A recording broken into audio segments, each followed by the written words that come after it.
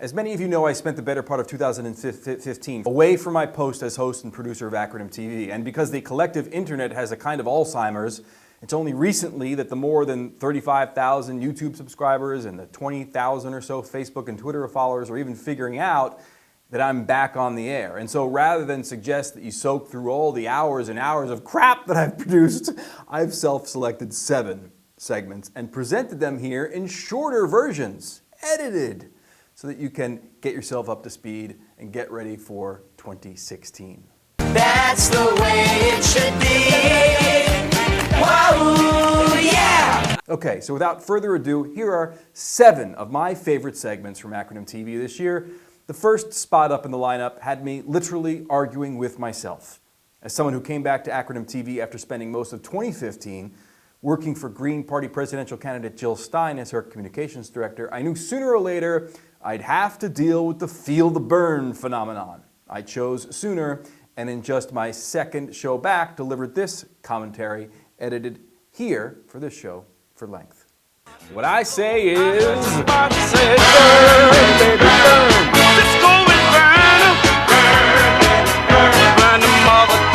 so now you're on the Bernie bandwagon? Bernie Sanders is leading a political revolution. Are you kidding me? Join us. The dude calls Syria a quagmire, but voted for a war in Afghanistan, would continue Obama's drone wars, and is a wind-up puppet for AIPAC. Bernie voted against the Patriot Act. That's commendable. Kudos there.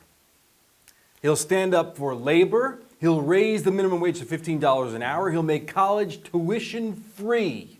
If Jill Stein would make college tuition free and abolish This isn't student a debt. poker Game, and even if it was, Jill's not invited to the game. The casino ain't giving her no chips. She can't afford the cover charge to get in. Let me break it down for you. Here we go. 93 million eligible voters did not vote in 2012. Gentlemen, about come back here.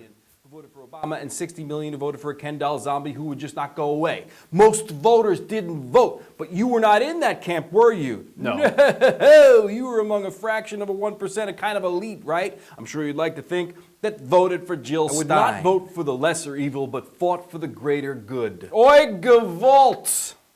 So few people voted for Jill in 2012, in fact, that you were rewarded with that act for a job as communications director for her 2016 presidential campaign. Isn't that correct?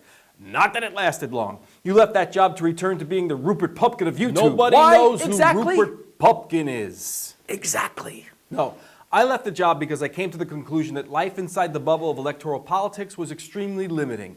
For me, anyway. Oh, yeah? And then I needed to focus on my work as a broader range of subjects. And that real change, if it ever came, isn't going to come from the elected leaders or from the people auditioning to be elected leaders. It was going to come from social justice movements.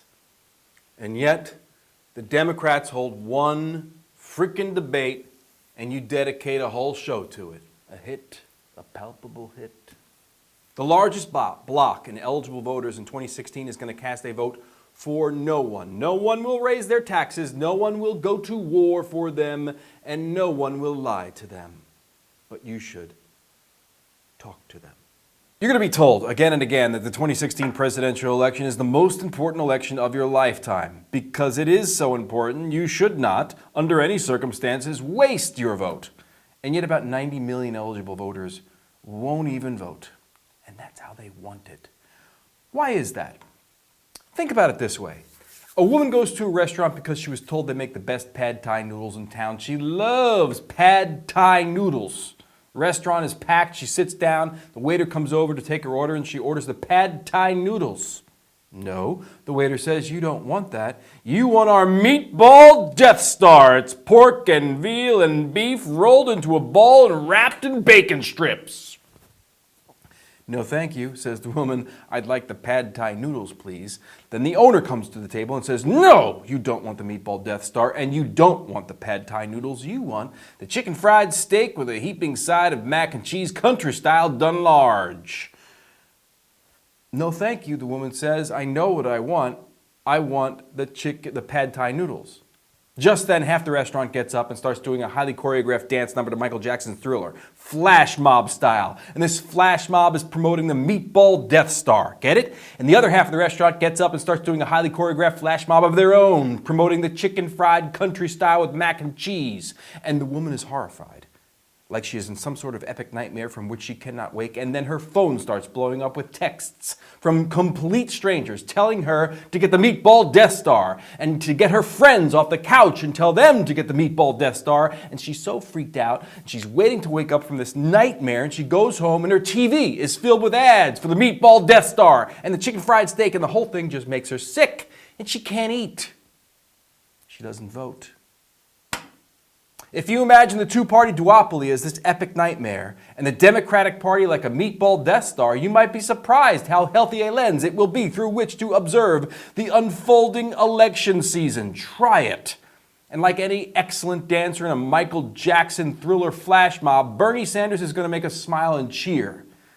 But he is waging his revolution within the strict parameters of a corporately controlled show. As far as Bernie continuing to use the word revolution, my friend Inigo Montoya has something to say for you.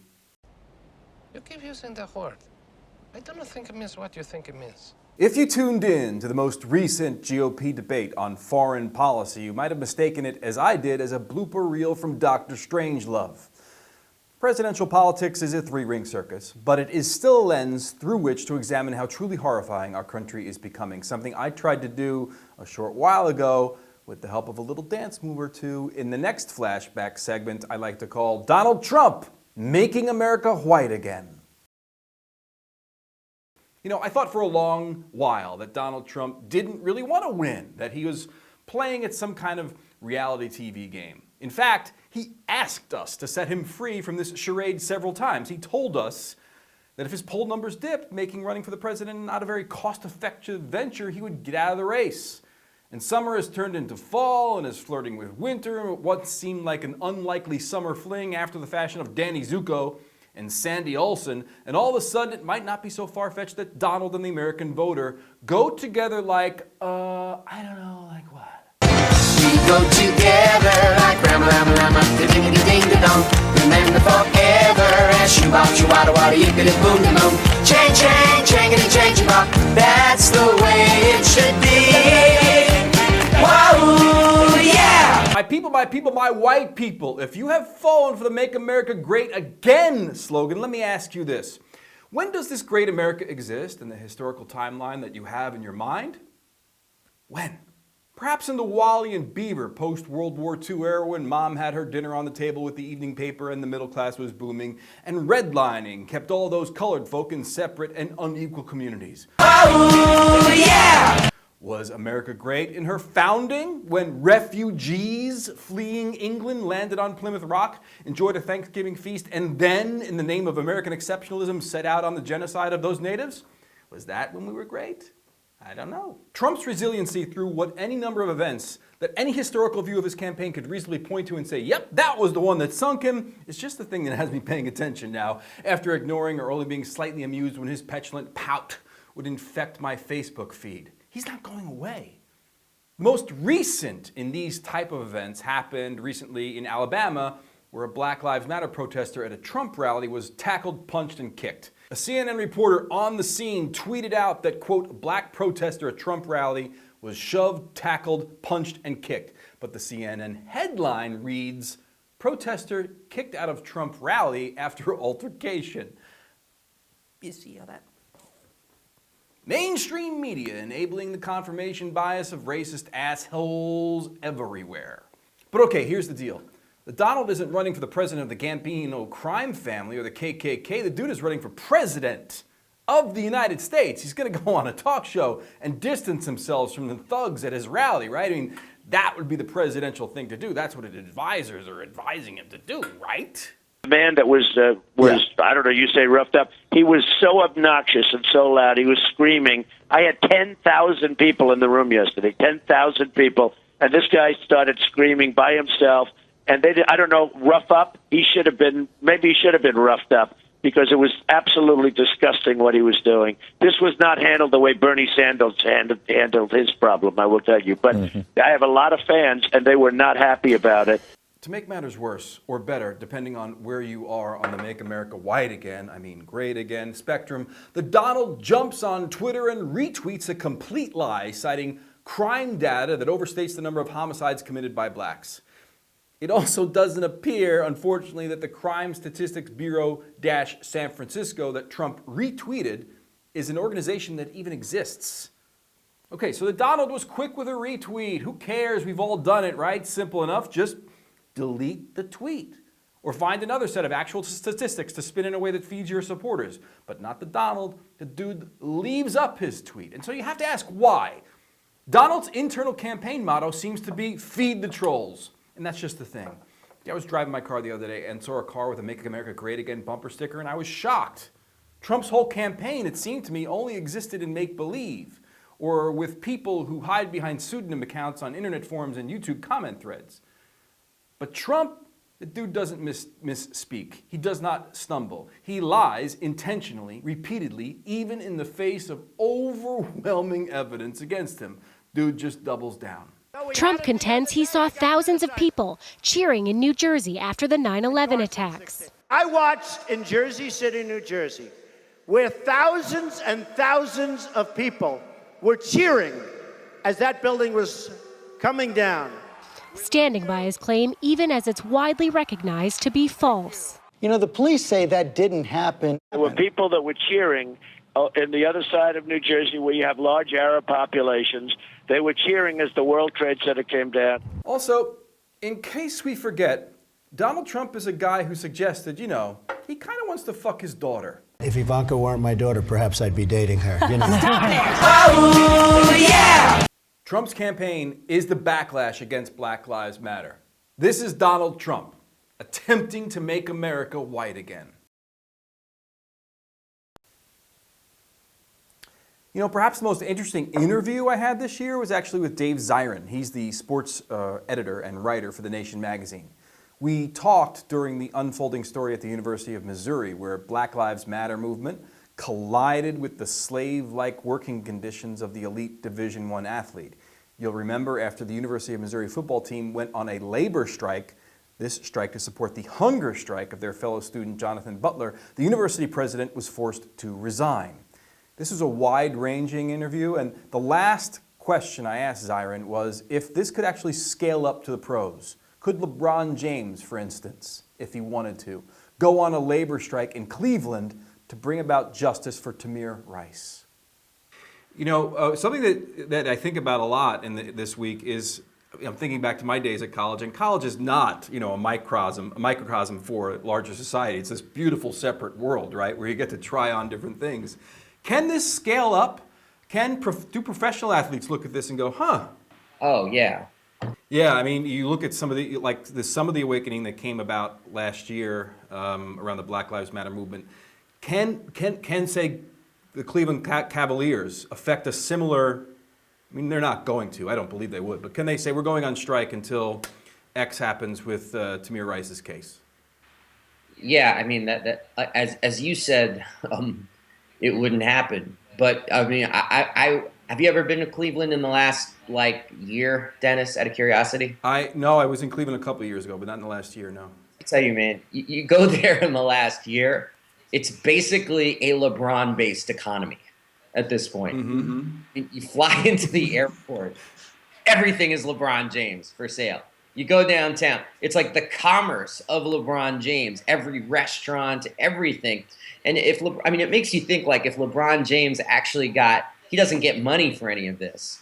I can't imagine he's not bringing in hundreds of millions of dollars to the downtown economy of Cleveland just by being there. And of course, he doesn't see anything of that, so it's no skin off him in this regard. Right. But if he made the decision alone to say he wouldn't play until there was justice for Tamir Rice, I think it would send a lot of ripples. But I also think, we always do run into this danger, and I'm not saying you're arguing this, but because I think what you ask in the wake of Missouri is absolutely the question, can athletes flex this on other levels? Right. But I think that there's always the danger of, wanting that Moses to come, like that one person with all the influence who can, pull that lever and make it happen. And it's always worth reminding everybody, and even in the Missouri case, you see it, that while athletes have done very heroic things historically in terms of social change, they actually are very rarely the leaders, and more often they're responding to what's happening off the athletic field. Yeah. And that's, it's one of those things where it's like, if people want LeBron James to do that, if people want the Cavs to do that, then you better build one hell of a social movement outside the arena so they actually hear it. Just as I was writing this Year in Review show, today, the FBI revealed that, contrary to mountains of previous reporting, the San Bernardino shooters did not publicly promote jihad on social media. They didn't. So if there is one thing we know about this case, it's the list of things that the public doesn't know is much longer than the list of things that we do. Here was my quick take, recorded right after the mass shooting in San Bernardino. A rampage shooting in San Bernardino is another mass shooting made in America. Even as that blood was still pooling inside the SUV and on the ground outside of it, as another gruesome chapter was still being written in the horrific book that is the Made in American style mass shootings, President Obama pulled from his boilerplate of platitudes that has become almost as senseless as the killings themselves. We should never think that this is something that just happens in the ordinary course of events, because it doesn't happen with the same frequency in other countries. See, in our post-Columbine, post-Sandy Hook world, we are so anesthetized to the situations such as these that most people barely miss a beat before clicking back to their basketball game or the Food Network or whatever other implements of temporary distraction you have selected to dull your brain from the pain of the cruel world you inhabit. But enough about me. We're here to talk about guns in capital A America. The guns used in this husband and wife mass shooting would not be subject to tougher gun laws or, quote, background checks. This was a married couple living a happy, gainfully employed life, living a Norman Rockwell American life, complete with perfectly legal guns. Now, the gun-toting, gun-loving internet, fresh from a Black Friday that saw the most amount of background checks related to legal gun sales ever, was predictably popping off with platitudes of their own, all variations on the theme that, say it with me, guns don't kill people, people kill people. So maybe we should stop giving people guns. Unlike automobiles, which are involved in many deaths, I know, and do, like guns, kill people, I know, autos are intended to get us from place A to B, and for some substitute for a penis, whereas guns are intended to kill people, and while they too often serve as a penis substitute, their purpose for being is to kill. Think of it another way. If I want to get in shape, and maybe someday I actually will, I might avail myself of a treadmill or some yoga DVDs or maybe even a shake weight. I thought I could use it for like practice or something. I mean, not practice for that. No, like working out practice. I might not use them right away or ever, and they may only offer the promise of getting in shape someday, but when I use them, it will be with the objective of getting in shape. I may never get in shape when I use them, but then certainly I won't have used them to their proper potential. So it is with guns. If I were to purchase one, and I won't, the full potential of the item would be measured and priced by its ability to end another human being's life. Sure, I may never kill anybody. I may just practice shooting soda cans or use it as a prop in my next gangster rap video. But this would all be practice for how the thing is intended to be used, to kill. The Second Amendment, a clumsily written sentence, if there ever was one, certainly has limits. The right to keep and bear arms certainly doesn't extend to anti-aircraft rocket launchers, does it? And so I'm in favor of drawing a much stricter line on those limits, perhaps only allowing hunting rifles. Although, side note to you rifle sportsmen out there, hunting is no more of a sport than boxing is. If your opponent in the boxing ring are developmentally disabled adults without any guns. Listening to Democrats and Republicans talk about how to defeat ISIS makes one group very happy. That group is ISIS. The United States attacking them is part of their plan. It's their best recruiting tool. And that's why I was proud to bring on to Acronym TV earlier this year 2015 Nobel Peace Prize nominee David Swanson to discuss the most radical plan of all to take down ISIS. Here is an excerpt from that interview. If the United States were to itself alone stop supplying weaponry to the Middle East, including those supplied to the so-called moderate murderers and those weapons in the possession of the U.S. military, an arms embargo would be 3/4 of the way to success. And there are many reasons for violence in the Middle East, and they aren't all 100% the fault of the U.S. government. But the U.S. government is first and foremost supplying the weaponry that magnifies the violence 1,000-fold.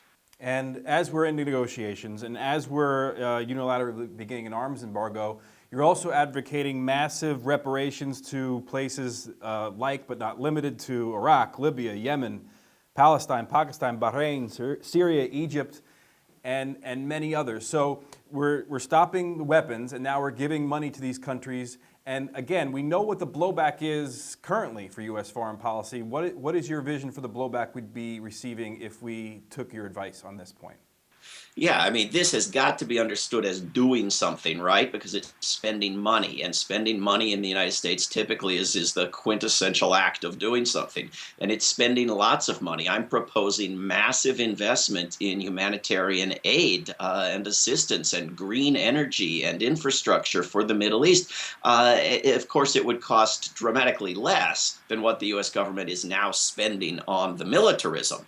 But it would be a major project, and it would create friends rather than enemies. It's hard for people to hate a foreign imperial power that's giving them gifts with no strings attached, and that's what the United States ought to be doing. And it could be giving the people of the United States equal supplies of gifts in the form of free education and green energy and infrastructure and retirement security and all the rest in the United States with money to spare if we cut back on the militarism that is so counterproductive, that is producing the wars that require additional militarism in this cyclical thinking that follows one disaster with a larger one.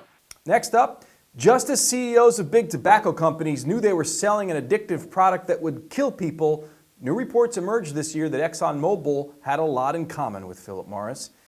I don't believe that nicotine or our products are addictive. I believe nicotine is not addictive. I believe that nicotine is not addictive. And I believe I can fly. I believe I can touch the sky. I think about it every night and day. Spread my wings and fly away. Excuse me, I forgot myself just a little bit there.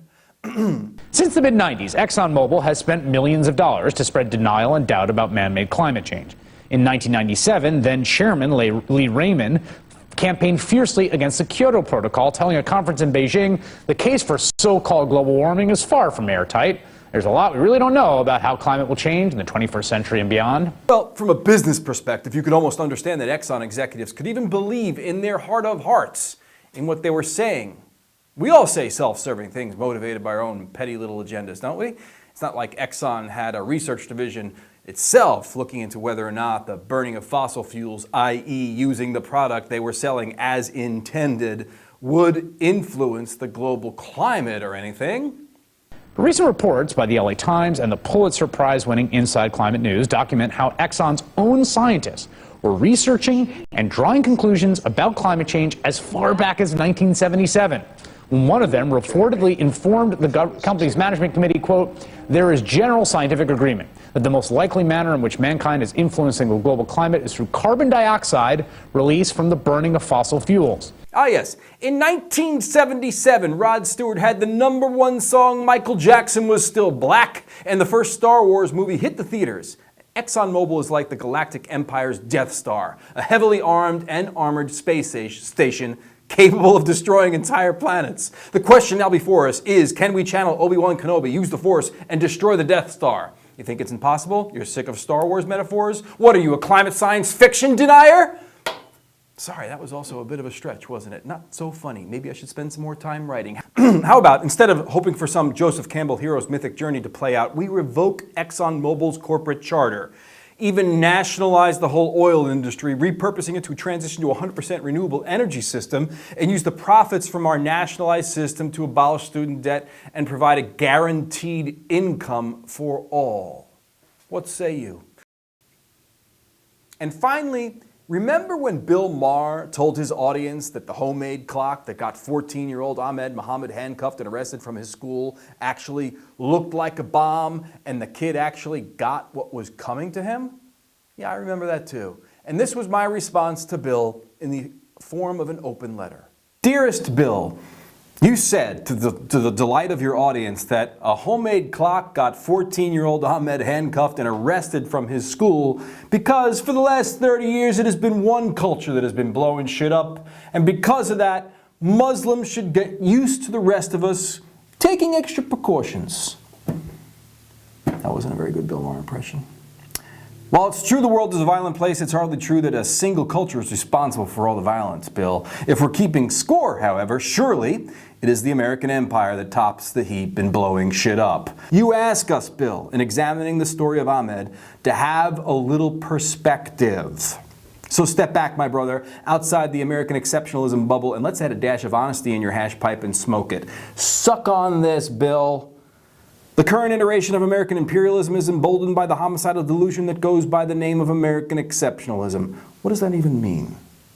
James Ledbetter describes it this way, quote, "The belief that God made a covenant with the founders of America and intended to use American civilization as an example for the rest of the world. However," Ledbetter notes that, problematically, quote, "an appeal to the supernatural puts the idea of American exceptionalism on a similar plane with, say, the Jewish concept of being the chosen people, or the ancient Chinese idea that their country is at the center of the universe, which is to say, there is nothing exceptional about thinking that your civilization is exceptional. Nonetheless, the idea that the United States occupies a privileged and arguably unique place in history is critical to understanding the phrase American exceptionalism from Manifest Destiny's period to the present day."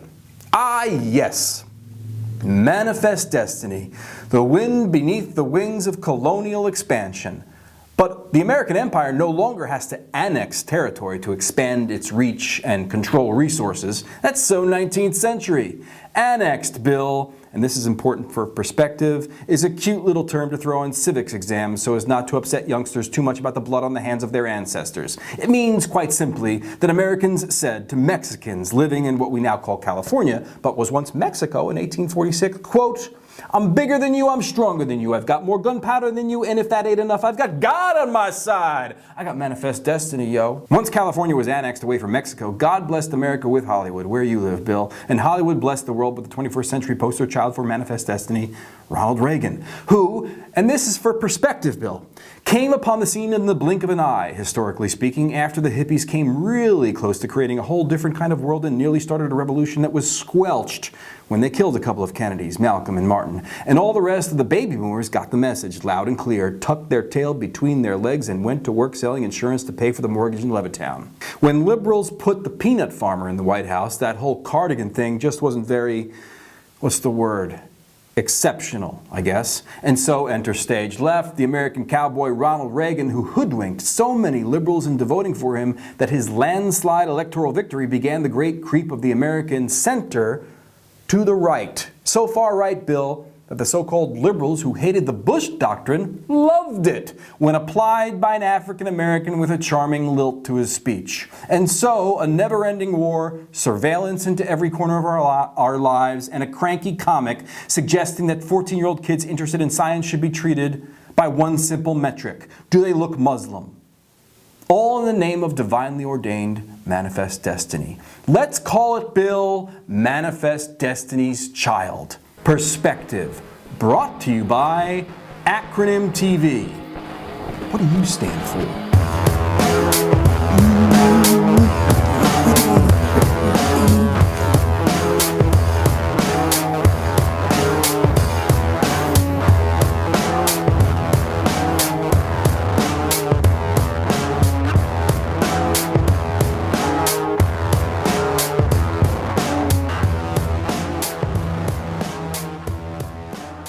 Acronym TV receives underwriting support from the following: Occupy.com, which is a news and media channel amplifying the voices of the global 99%.